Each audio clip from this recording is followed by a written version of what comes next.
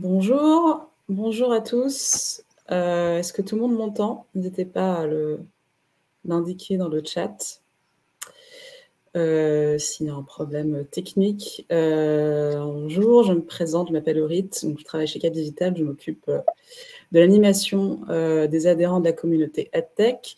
On est ravis de vous inviter donc, à ce webinaire en partenariat avec la Banque des Territoires qui est intitulé « Investir dans l'innovation pour l'éducation et l'inclusion ».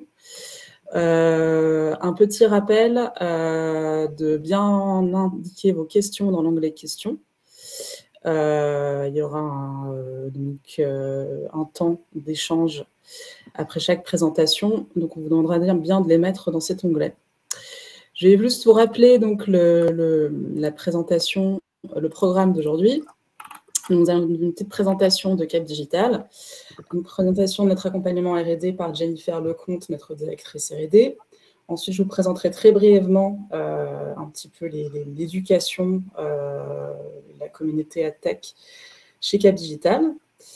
Ensuite, nous avons le plaisir d'avoir deux intervenantes qui viendront présenter les 3 dispositifs opérés par la Banque des Territoires, notre partenaire d'aujourd'hui, qui sont des dispositifs de financement, d'accompagnement dans les domaines de l'éducation et de l'inclusion. La première intervenante est Cécile Paquena-Rossi, qui est chef du bureau de l'innovation pédagogique à la DGESCO, qui viendra présenter un AMI dans la forme scolaire. Elle vous en présentera cet AMI. Et ensuite, c'est donc Rose Lemardelet, responsable du pôle éducation à la Banque des Territoires, qui vous présentera donc 2 dispositifs, un appel à projet de numérique inclusif, numérique éducatif, et une présentation de leur accélérateur EdTech intitulé Passerelle. Alors, je vais laisser sans transition la parole à ma collègue Jennifer, qui va vous présenter notre accompagnement R&D. Merci Aurit, bonjour à tous, j'espère que vous allez tous bien. Merci Cécile et Rose d'être avec nous ce matin.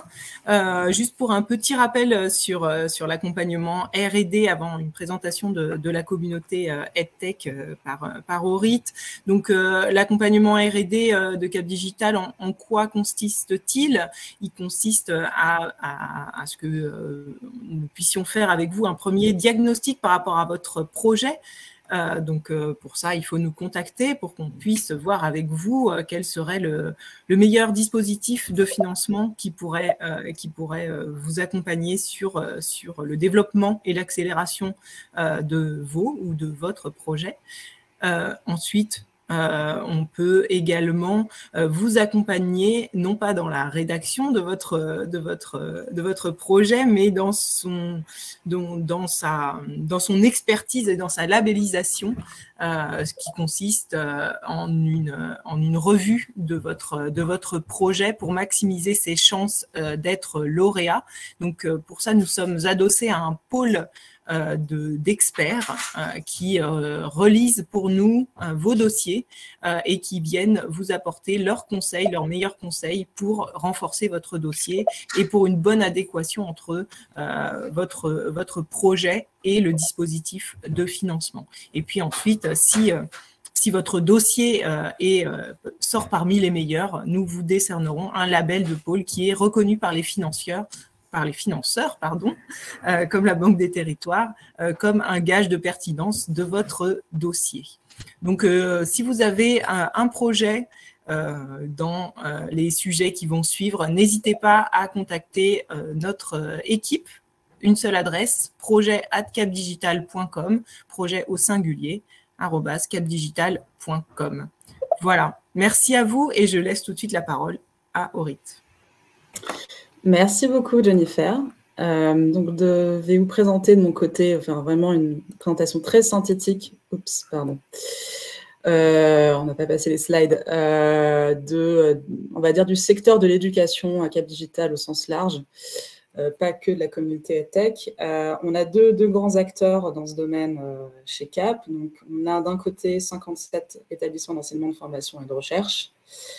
Vous en voyez quelques-uns sur le côté avec énormément d'universités, notamment franciliennes, puisqu'on est soutenu par la région Île-de-France, mais également des écoles d'ingénieurs, voilà, des écoles de commerce. Et puis 58 EdTech, 58 EdTech, c'est-à-dire des structures qui innovent dans le domaine de l'éducation et de la formation. Des EdTech que vous retrouverez, vous avez des acteurs assez reconnus, donc Open Classroom que tout le monde connaît, et puis des entreprises, des structures qui sont dans des sous-secteurs assez divers, donc ça peut être des cours en ligne, ça peut être des entreprises qui innovent, on va dire, dans les serious games, pour le scolaire, pour la formation continue. Donc, on a voilà, une diversité d'acteurs dans ce domaine. En plus de cette communauté tech, Cap Digital, historiquement, a également organisé des événements et autour de l'éducation, notamment, et de l'inclusion, c'est pour ça que je le mets en avant, notamment avec le département de la Seine-Saint-Denis.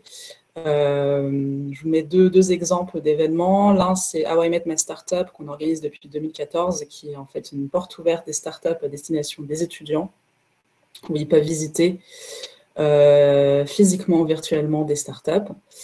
Et puis, les ateliers des métiers du futur, c'est des ateliers où on présente des nouveaux métiers à des collégiens de la Seine-Saint-Denis. On est bien sûr en contact avec la FINEF et Tech France, que nous avons accompagné depuis le début, d'ailleurs, des associations dont certains d'entre vous sont peut-être adhérents, donc on connaît très bien cet écosystème. On a également organisé, je ne l'ai pas mis dans le slide, des missions internationales avec BPI France et Business France, notamment aux États-Unis et en Côte d'Ivoire, sur le marché EdTech. Juste pour terminer, avant de passer la parole à nos deux intervenantes, juste un petit résumé de l'adhésion chez Cap Digital et puis deux contacts qui peuvent être pertinents pour vous. Donc Philippe, qui est notre délégué adjoint et qui est également en charge des relations académiques, donc plutôt pour les universités et les collectivités territoriales, et pour tout ce qui est effectivement marché EdTech, vous pouvez me contacter si une adhésion chez Cap Digital vous intéresse. Là, je vous ai juste résumé un peu les services que l'on a face à quand vous adhérez en tant que start-up notamment. Donc, il y a bien sûr tout ce qui est lié au networking, sachant qu'on a également Cap Digital est une association au sein du conseil d'administration, une personne qui est Esther McNamara, qui est vice-présidente d'Open Classroom, qui est donc déléguée spéciale à l'inclusion numérique et à l'éducation, justement, et dont le travail est un peu de structurer avec moi cette communauté, notamment en organisant des groupes de travail. Et donc, vous êtes peut-être au courant que Esther a récemment participé à la rédaction d'un rapport pour le compte de l'État sur le numérique éducatif qui devrait sortir prochainement. Donc, on espère pouvoir faire un événement autour de ça. Et puis, Cap Digital, c'est également un accompagnement sur l'innovation et l'accélération, donc notamment sur l'R&D comme présenté par Jennifer, mais également sur le financement privé. Et puis également sur la valorisation de vos actions, notamment via notre newsletter et nos réseaux sociaux. Et voilà, l'adhésion commence à 200 € hors taxe pour les startups. Voilà, j'arrête ici l'autopromotion et je vais donner la parole à Cécile, qui va donc nous présenter le premier dispositif.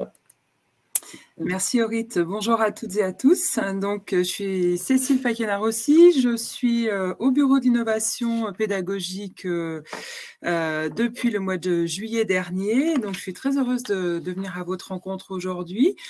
Juste deux petits mots de présentation au-delà de cette fonction de chef de bureau pour que vous puissiez un peu comprendre d'où je vous parle.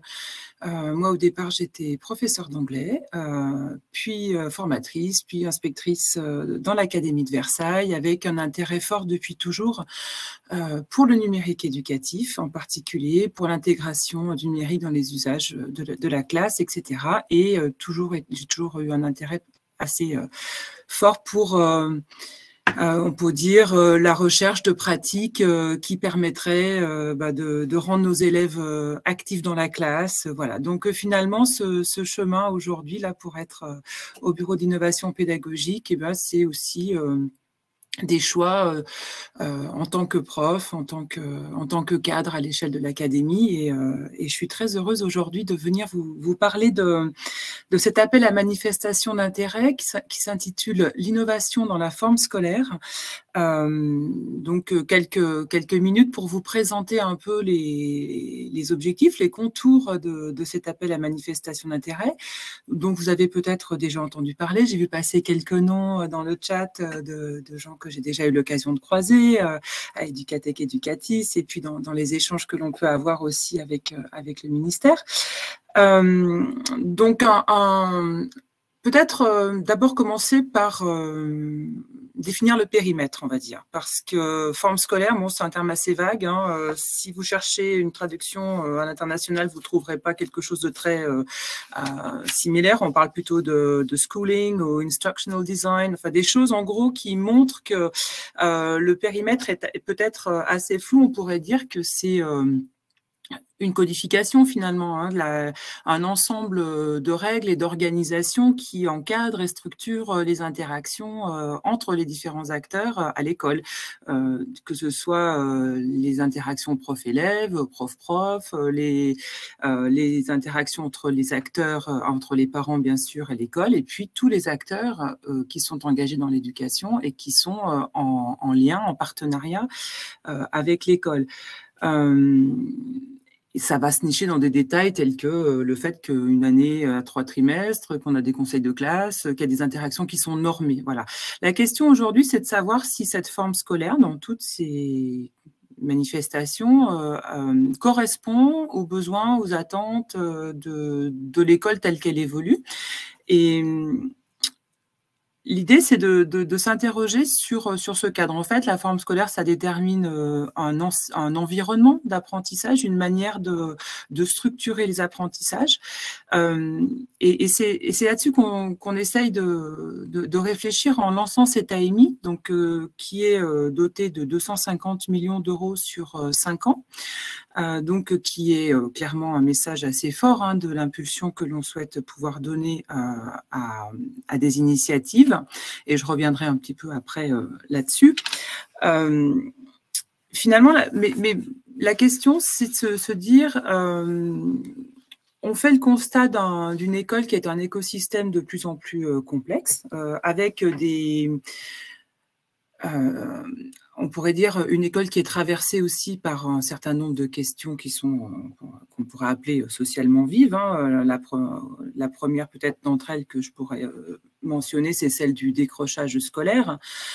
Est-ce qu'on peut réfléchir à la manière de traiter cette question en l'envisageant de manière large et systémique, à savoir qu'est-ce que l'on peut assouplir, modifier, adapter, faire évoluer, expérimenter, qui permettrait, par exemple, d'apporter des réponses peut-être plus efficaces ou plus en phase avec les besoins sur cette question, par exemple, du décrochage. C'est pas seulement une question de santé, c'est pas seulement une question de coéducation, c'est pas seulement une question de contenu. Ou voilà, il y a aussi est-ce qu'on peut penser des espaces ou des temps d'apprentissage qui pourraient être facilitants? Est-ce qu'on peut penser une organisation des enseignements avec les professeurs? Je pense par exemple à du co-enseignement qui pourrait être facilitante également. Voilà, c'est peut-être ce genre de questions qu'on peut se poser, parce que tout problème, bien sûr, est multifactoriel. Et c'est un peu ce que cet AMI cherche à faire, c'est-à-dire dans son ampleur, du fait déjà du montant qui est disponible, et aussi dans sa démarche. Donc, il est structuré autour de 3 axes que je vous redonne brièvement si vous n'avez pas eu l'occasion encore de le consulter. Un axe autour des modalités d'organisation des temps et des espaces. Alors, je peux dire d'ores et déjà que cet AMI ne finance pas du bâti scolaire. C'est-à-dire qu'il n'est pas question là de créer, de construire une nouvelle école. En revanche, on s'intéresse à la manière dont on peut réaménager les espaces, dont on peut les repenser, leur donner plus de modularité, se demander si en changeant de mobilier, est-ce que ça pourrait changer quelque chose. Et on sait que beaucoup de choses impactent les apprentissages, jusqu'à la qualité de l'air. Voilà, donc un premier axe autour de l'organisation du temps et des espaces. Alors, ça peut être, par exemple, repenser la durée d'une séance. Est-ce qu'une séance doit faire 50 minutes? Qu'est-ce qu'on fait de cette séance? Combien d'élèves? Est-ce qu'on les met en multiniveau, pas en multiniveau? Pour quelle visée? Voilà, tout ça, ça se discute. Un deuxième axe autour qui encourage à penser des nouvelles façons de collaborer. On sait que la coopération entre enseignants, entre différents acteurs, n'est pas facilitée finalement par cette forme scolaire assez rigide dans des emplois du temps, des services, etc. Et là, on peut peut-être, dans ce cadre de l'expérimentation, essayer d'autres manières ou des manières peut-être plus souples de faire se rencontrer les acteurs et de les faire interagir. Et puis, avec une préoccupation forte de la manière dont on arrive à mieux associer, mieux être en lien avec les familles, parce qu'on sait évidemment que c'est un enjeu important. Je prends un exemple. Qu'est-ce qu'on pourrait penser pour accueillir davantage les parents allophones qui sont dans une difficulté d'échange et de dialogue avec l'école, tout simplement parce qu'ils ne maîtrisent pas la langue, par exemple.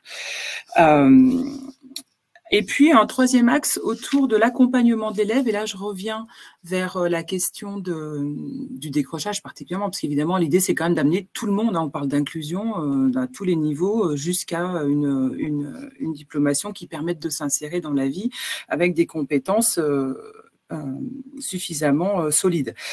Donc, un accompagnement du parcours de l'élève, ça veut dire, par exemple, alors, l'orientation, oui. Comment on le travaille? Avec quels partenaires? Avec des partenariats peut-être renouvelés? Quelles interventions des acteurs qui sont dans ce périmètre-là? Mais ça peut être aussi la sécurisation des parcours scolaires.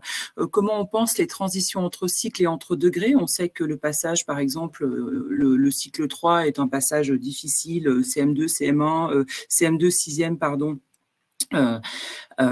Ça peut être un temps de fragilisation. Qu'est-ce qu'on peut penser, voilà, dans l'organisation, dans la collaboration aussi entre les partenaires, et tout ça dans une démarche. Et c'est là où finalement c'est pour ça que je vous en parle aussi aujourd'hui, dans une démarche qui soit davantage ouverte vers les partenaires extérieurs, qui soit une démarche on pourrait dire qui permettent de créer un réseau d'acteurs qui soient engagés dans de l'expérimentation, qui s'appuie sur une échelle territoriale et sur aussi la spécificité des territoires. Parce que pour avoir été pas mal dans les classes, et c'est peut-être aussi pour ça que je le mentionnais, c'est qu'il y a beaucoup d'initiatives, et je pense que vous le savez, lorsque vous êtes en lien avec les équipes, il y a beaucoup d'initiatives individuelles, beaucoup de choses, enfin individuelles, à l'échelle d'une équipe ou d'un établissement. La question, c'est comment on fait réseau, comment on arrive à avoir un effet transformant. Et c'est ça, en fait, l'enjeu,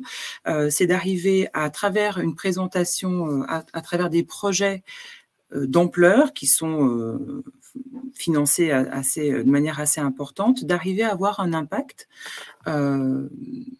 sur la manière d'organiser ces enseignements, et puis aussi de s'adosser et d'être accompagné par la recherche dans une démarche de co-construction, pas la recherche qui vient simplement valider et évaluer, pour voir si ça fonctionne. Parce qu'en réalité, ce qu'on cherche aussi à faire, et c'est là quelque chose qu'on a encore à travailler, et moi je le vois d'assez près dans le bureau que je dirige, c'est comment on arrive à faire avoir de la preuve, finalement, que ce que l'on fait apporte une plus-value réelle dans les apprentissages, dans l'inclusion, dans le fait qu'on amène tout le monde, finalement, à être en capacité de s'insérer. Donc, cet AMI, il est, on pourrait dire, nouveau, novateur, en tout cas ambitieux, exigeant dans cette démarche, c'est-à-dire de créer une démarche de réseau qui soit partenariale, et qui soit aussi en lien avec les collectivités, les acteurs au-delà de l'école, et qui soit une démarche systémique. Et les propositions de projets peuvent se faire sur un axe, mais aussi sur les trois. On peut aussi voir comment structurer des projets qui viendraient travailler finalement ces trois axes des estants et des espaces, de la coopération entre les différents acteurs et également comment on peut venir sécuriser le parcours de l'élève. Voilà, donc ça c'est pour l'esprit, on va dire, très général. Peut-être, je pense que là j'ai donné les grandes lignes. Peut-être, Rose, si tu veux compléter, parce qu'évidemment, ce que je n'ai pas suffisamment redit dès le départ, c'est que le SGPI, le ministère et la Banque des Territoires, est là opérateur donc de cette AMI, et nous sommes voilà dans une démarche ensemble pour porter cette AMI. Voilà pour une présentation, on va dire, dans les grandes lignes.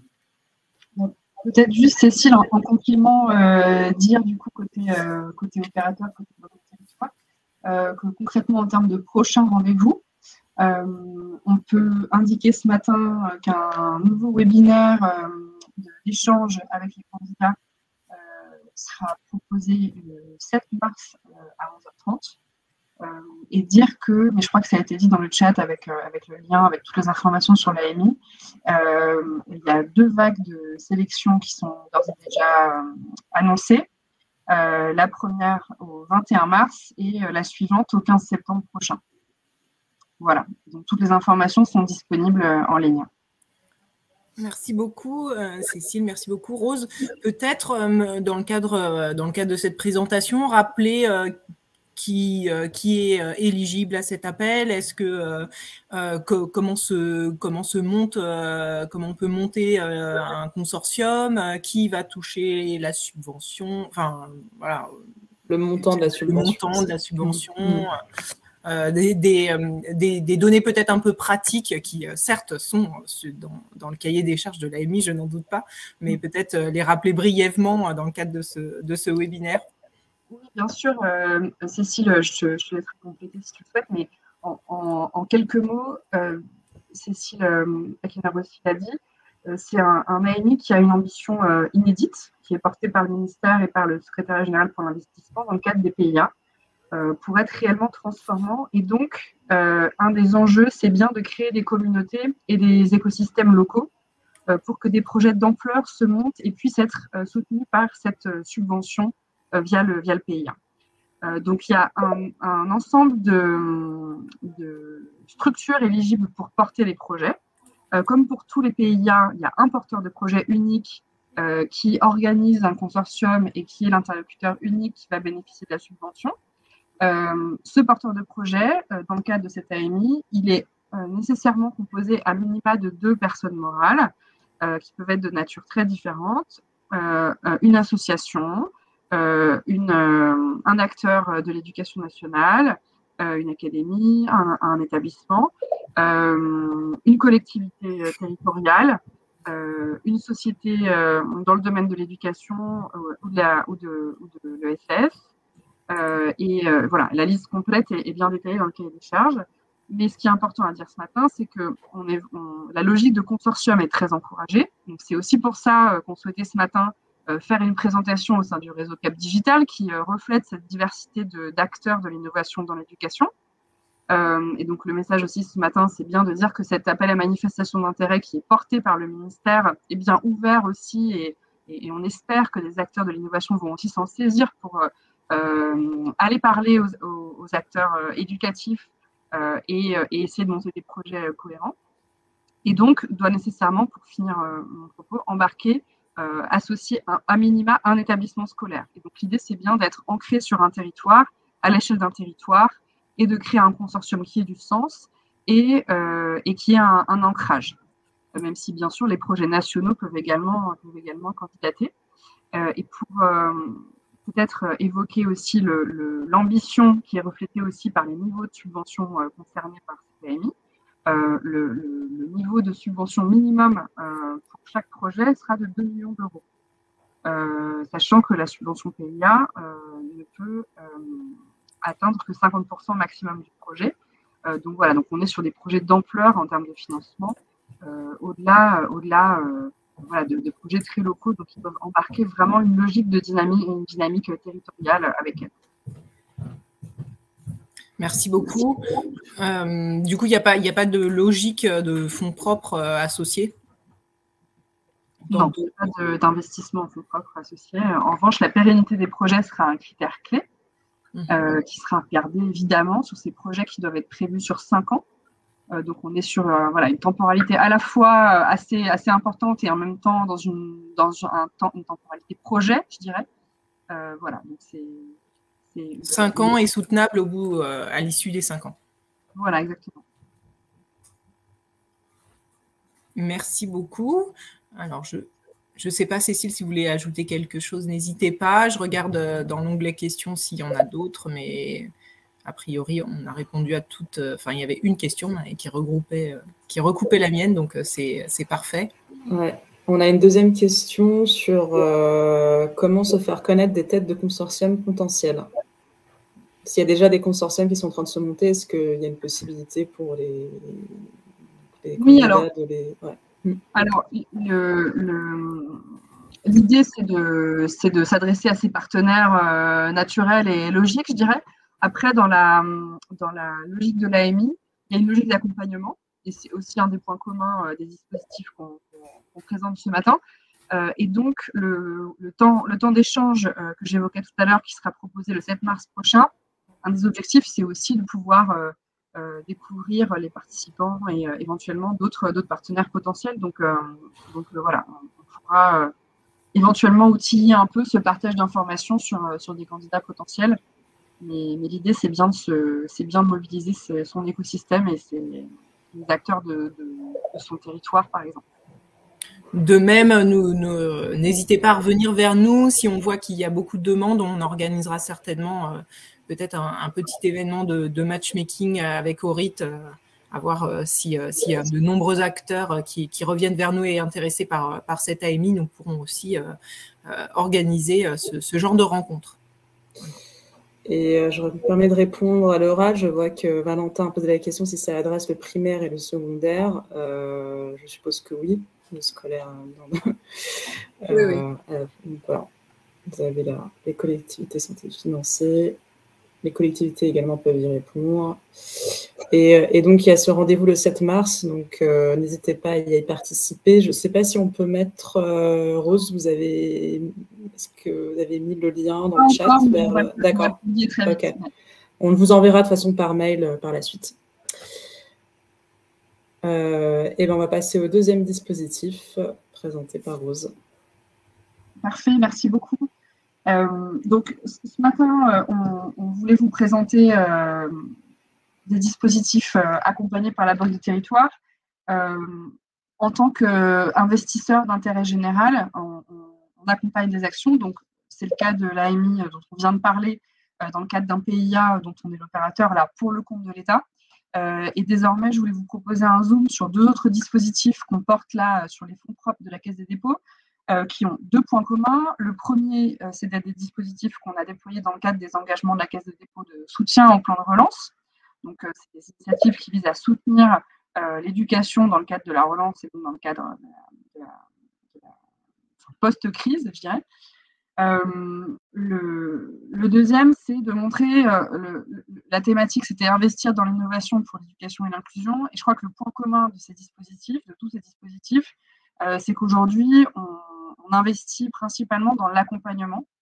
Je pense que c'est un axe assez fort de faire confiance aux projets territoriaux. Et ça, c'est historiquement notre position à la Banque des Territoires, d'essayer de faire le lien entre l'État et les collectivités, notamment, et l'ensemble des acteurs de l'écosystème, puisque historiquement, on avait par exemple co-créé l'Observatoire des EdTech en 2018, notamment avec la Digital. Donc voilà, c'est une histoire qui date et qui s'inscrit aussi dans notre volonté d'accompagner et d'animer cet écosystème.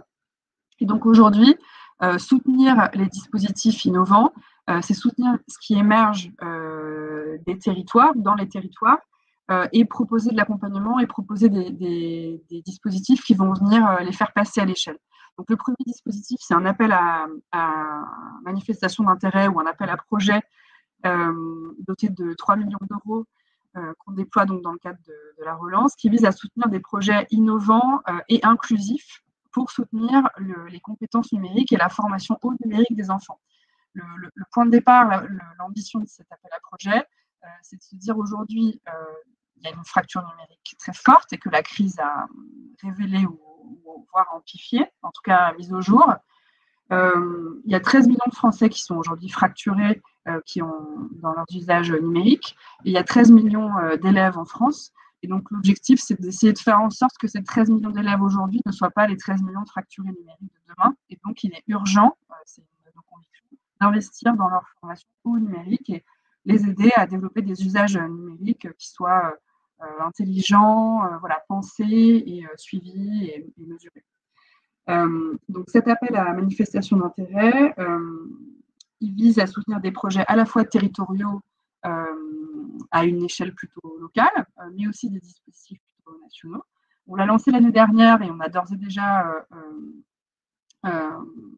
identifié ou récompensé 40 lauréats. Donc la liste est disponible en ligne, mais l'objectif, c'est bien de poursuivre cette démarche. Et si je souhaitais en parler ce matin, c'est aussi pour faire un appel à candidature, en tout cas continuer à inciter les candidats qui le souhaitent à candidater, puisqu'on a encore une vague de sélection qui est ouverte en ce moment, par exemple, jusqu'au 15 mars. Donc on cherche des projets innovants qui ont un volet inclusif, qui ont un impact en faveur de la cohésion sociale et territoriale et qui visent à réduire cette fracture numérique, notamment pour les élèves. Peut-être pour donner un peu de perspective sur ce qu'on recherche particulièrement pour venir compléter, on va dire, les premiers projets lauréats. On a remarqué dans les premières candidatures que les programmes ou les dispositifs présentés ciblaient davantage une cible jeunesse qu'enfants ou élèves. Donc c'est vrai qu'on recherche particulièrement des projets qui pourraient cibler les enfants de moins de 12 ans et notamment les jeunes filles. C'est un des axes forts de notre dispositif. On recherche aussi à ce qu'il y ait une sorte d'équité territoriale, puisque les problématiques sont évidemment différentes selon les territoires concernés.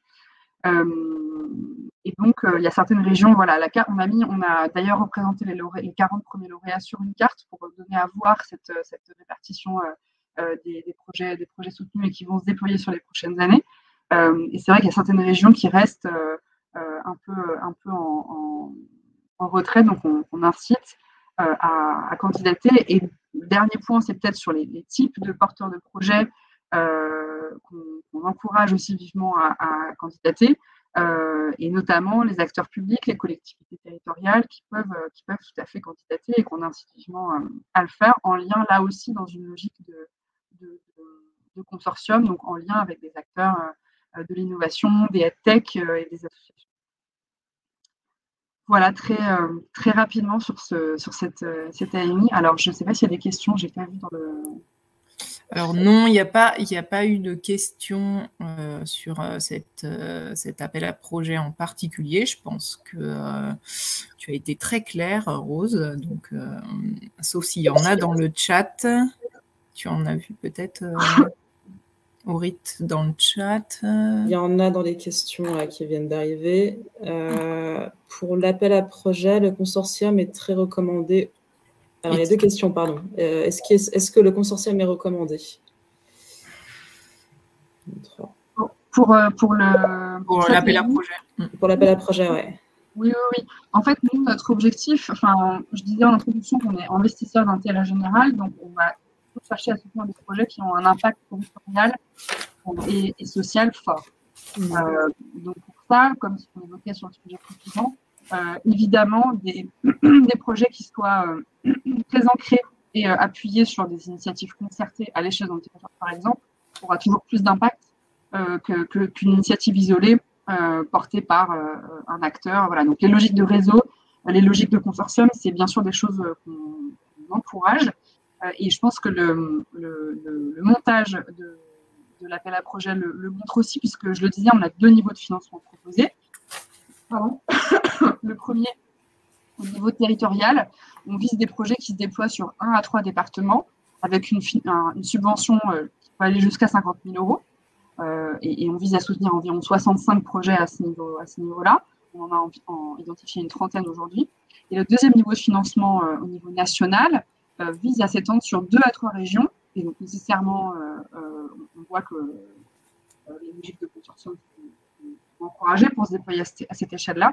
Et là, on est sur un niveau de subvention maximum jusqu'à 100 000 €. Voilà, pour peut-être préciser. Voilà. Ok.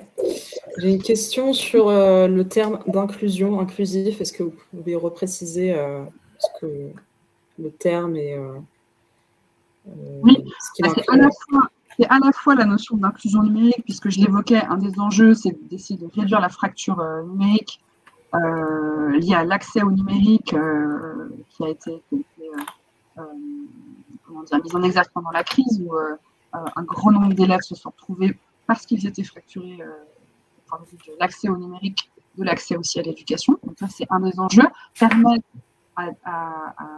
d'accéder aux dispositifs de continuité pédagogique qui ont été développés notamment par l'État dans le cadre de la crise, mais au-delà de la crise aussi permettre des usages plus pérennes et plus mieux accompagnés, on va dire. Mais c'est aussi une notion d'inclusion au sens de l'école inclusive et l'inclusion des élèves à besoins éducatifs particuliers, l'inclusion sociale. Donc voilà, les fractures aussi économiques, sociales et scolaires au sens large. Donc je voyais qu'il y a une question, par exemple, les sujets, est-ce que les sujets santé sont éligibles? Oui, tout à fait, ça fait partie des sujets qu'on souhaite favoriser. Les sujets sur l'accès à la culture également, la formation aux médias, enfin voilà, je pense que le panel est assez large. Le deuxième axe fort qu'on souhaite porter sur ces projets d'accès, ces projets d'éducation au numérique et par le numérique, à dimension inclusive pour le résumer, c'est aussi des méthodologies innovantes et qui seraient plus du côté de la pédagogie. Donc là, le champ est complètement ouvert pour toutes les tech, les actions publiques et les actions qui seraient dans le champ voilà, périscolaire, extrascolaire, ou même pour partie en classe. D'accord. L'idée, c'est bien de favoriser aussi le continuum, évidemment, puisque les allers-retours qu'on a vécu pendant la crise entre l'école et la maison montrent qu'il y a un besoin croissant d'outiller aussi cette agilité-là. Donc, par exemple, toutes les problématiques de vie scolaire et de communication sont des sujets qui sont importants aujourd'hui pour faciliter et outiller et améliorer les échanges entre l'école et les familles, par exemple. Et on a 2 petites questions. L'un sur est-ce qu'il y a une taille moyenne ou minimale pour un projet? Je ne sais pas si par taille, il veut dire... Oui, je pense que Rose, tu as répondu. Oui, elle a répondu, oui. Et il y aura d'autres appels après le 15 mars. Oui, est-ce qu'on a déjà le calendrier après le 15 mars ou... Non, pas encore. On fait un peu au fur et à mesure. On voit un peu aussi en fonction des projets. On était très heureux pour la première vague d'appels à projets en septembre dernier ou à l'automne dernier d'avoir plus d'une centaine de candidatures. On verra en fonction, voilà, on se laisse un peu la liberté de voir en fonction de l'appétence aussi et des demandes, des candidatures qui sortent, puisque le but c'est d'être là aussi au bon moment, donc de ne pas forcément imposer un calendrier d'emblée. Ok, c'est très clair. Merci beaucoup. Sans transition, passerelle. Merci Rose. Donc, sans transition, passerelle. Donc, passerelle, c'est un accélérateur, c'est le premier accélérateur dédié à la tech en France, qu'on a, je le disais, aussi voulu lancer et déployer dans le cadre de nos engagements dans le cadre de la relance. L'idée, c'est de développer des solutions, accompagner des solutions dans leur développement qui ont besoin d'un coup de pouce, non pas pour se créer, hein, c'est pas de l'incubation, mais pour voilà, passer à l'échelle, viser un peu plus grand, se développer, mieux comprendre les spécificités de l'accès au marché de l'éducation, hein, qui est quand même un marché assez spécifique, fragmenté, encore petit, avec des acteurs très différents entre le bénéficiaire final, parfois l'enseignant ou l'élève, l'acheteur, parfois la collectivité, parfois l'académie et le prescripteur, souvent l'État. C'est assez dur souvent pour des jeunes structures de s'y retrouver. Donc, on a ressenti en tant qu'investisseur ce besoin d'accompagner aussi les sociétés dans leur développement à ce niveau-là. Et donc, on a lancé Passerelle, qui est un accélérateur. Donc, on a demandé à Make Sense d'opérer pour nous, donc, qui est déployé par Make Sense aujourd'hui. On vise à accompagner sur 2 ans une dizaine de startups. On en a déjà identifié 5. Et donc là aussi, ce matin, l'objet, c'était bien d'encourager de nouvelles startups et sociétés à candidater, puisque les candidatures seront encore ouvertes. On vient d'annoncer cette semaine 3 nouveaux lauréats, on va dire, de ce dispositif, puisque je le précise, hein, c'est évident, mais c'est évidemment un accompagnement qui est gratuit, que nous finançons côté du territoire. C'est gratuit pour les startups accompagnées. Mais qui, là aussi, pour anticiper la question, n'implique pas d'investissement direct derrière. Peut-être pour les citer et donner un peu un aperçu des premières problématiques qu'on a voulu cibler ou particulièrement accompagner dans le cadre de Passerelle. Donc, font partie de Passerelle aujourd'hui les 5 EdTech suivantes. Gazouillis, qui est une baby EdTech, donc qui vise la formation des assistantes maternelles et l'ensemble des acteurs du développement de l'enfant avant l'école. Et donc ça, pour revenir à ce qui était évoqué tout à l'heure de la prévention du décrochage, alors c'est très négatif dit comme ça, mais en tout cas, toutes les études montrent qu'aujourd'hui, la réussite à l'école et les bons apprentissages se développent sur des bases qui en fait se développent très tôt, même parfois avant l'école, avant 3 ans. Donc ça nous intéressait d'adresser cette problématique. La deuxième startup qu'on a retenue s'appelle Nouvelle Classe. C'est une application qui est dédiée au soutien scolaire pour les lycéens, avec une logique de pair à pair via des vidéos YouTube.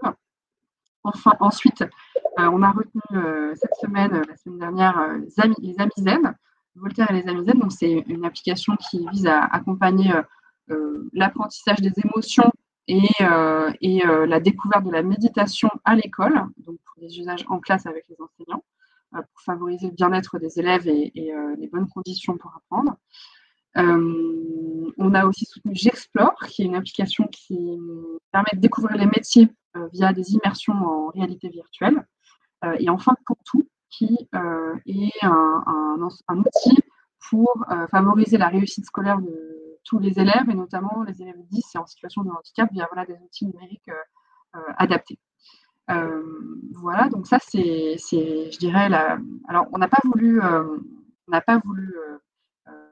avoir une logique de promotion. Donc là aussi, c'est une sélection des startups qui est faite par nous avec Make Sense au fil de l'eau.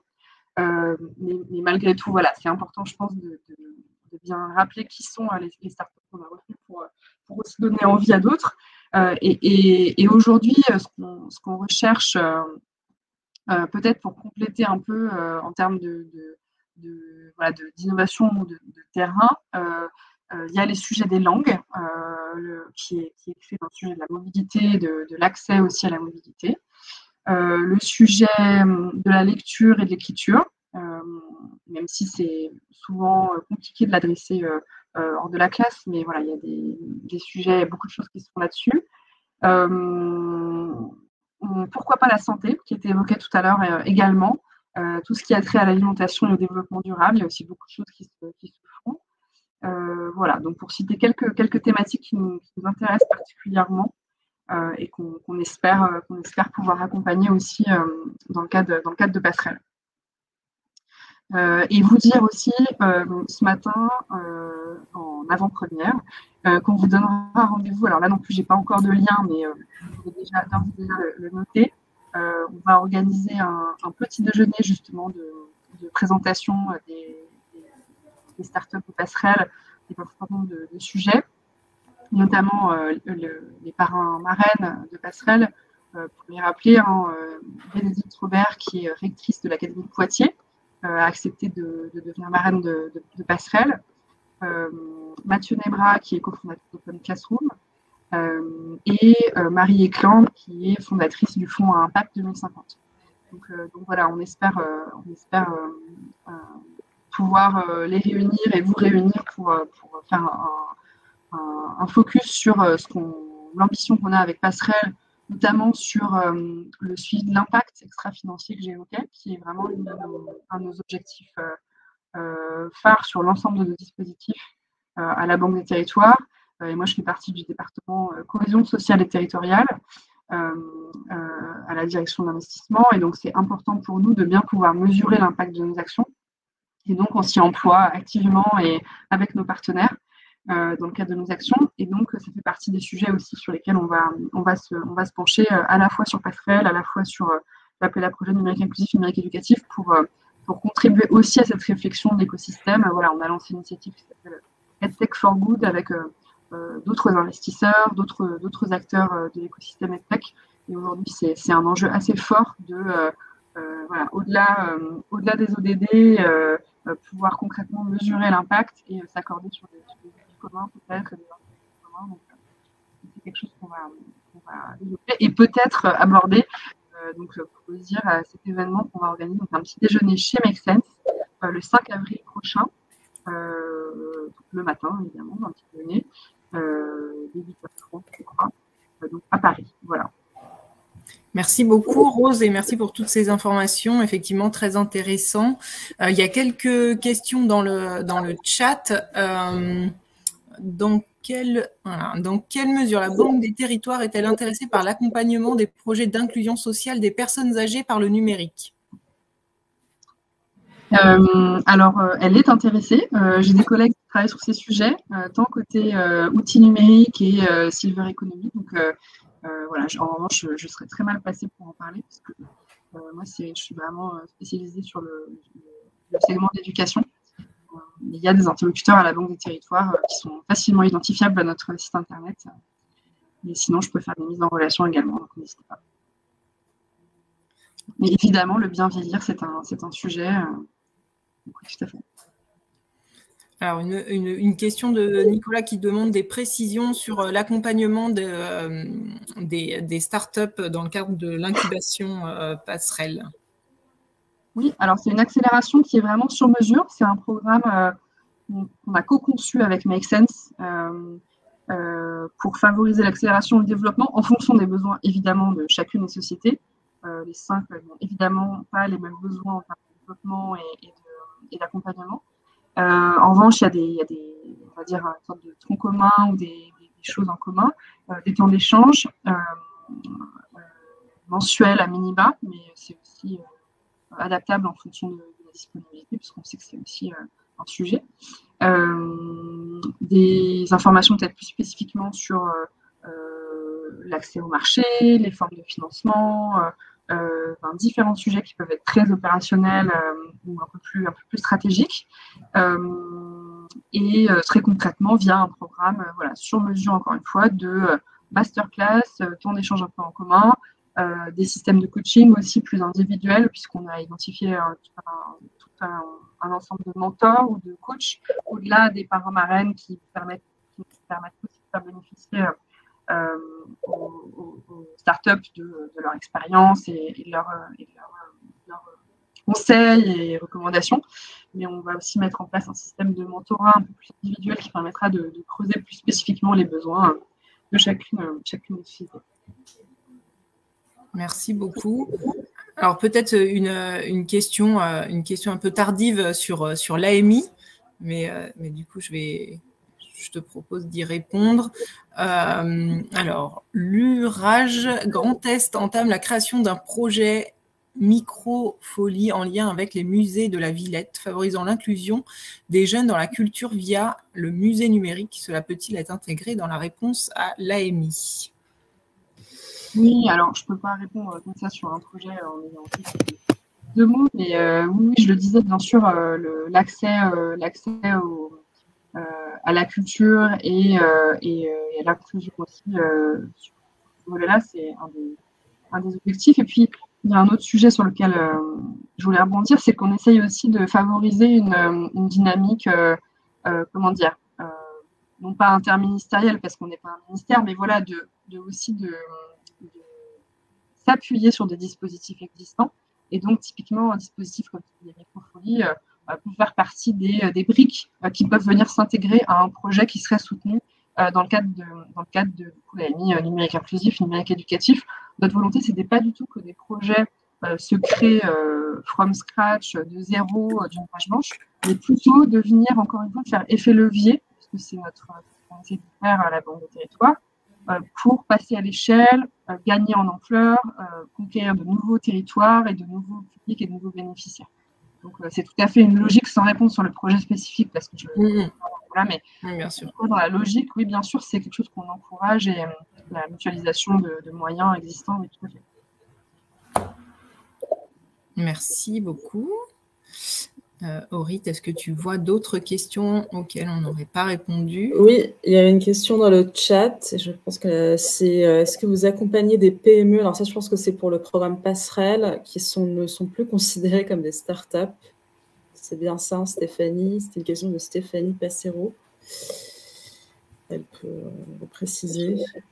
Est-ce qu'en fait, il y a des limites de date de... Enfin, je suppose que c'est des taille et date de création. Je suppose que c'est pour des startups qui ont été créées assez...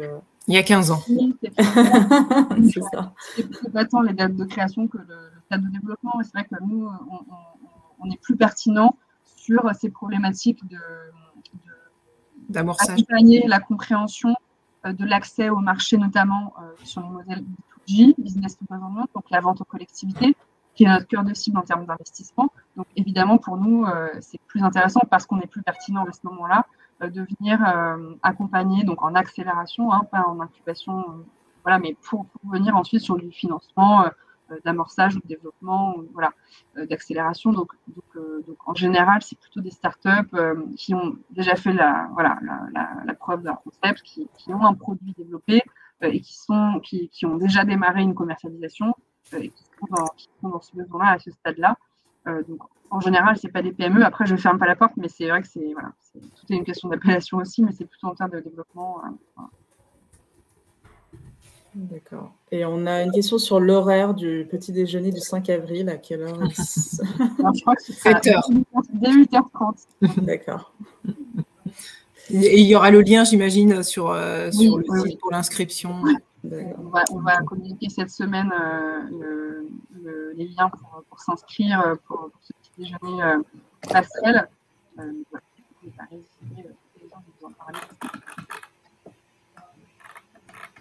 Très bien. Ben, je pense qu'on est arrivé à la fin des questions. Merci à tout le monde. Merci à Rose et merci Cécile. Et puis Aurit, je te laisse le mot de la fin. Merci en tous les cas à vous d'avoir été aussi nombreux ce matin. Merci à tous. N'hésitez pas. Donc normalement, un replay vous sera renvoyé de cette présentation. Et on vous enverra également donc, les informations en plus, notamment sur les deux rendez-vous de matchmaking et puis le petit déjeuner par la suite. Et n'hésitez pas à m'envoyer un mail si vous avez des questions sur l'adhésion à Cap Digital. Merci beaucoup et bonne journée. Merci à Rose et Cécile et à Jennifer. Merci à tous et merci Claire derrière et merci Cap Claire. Digital. Merci à tous, à bientôt. À bientôt, bonne journée, au revoir. Au revoir.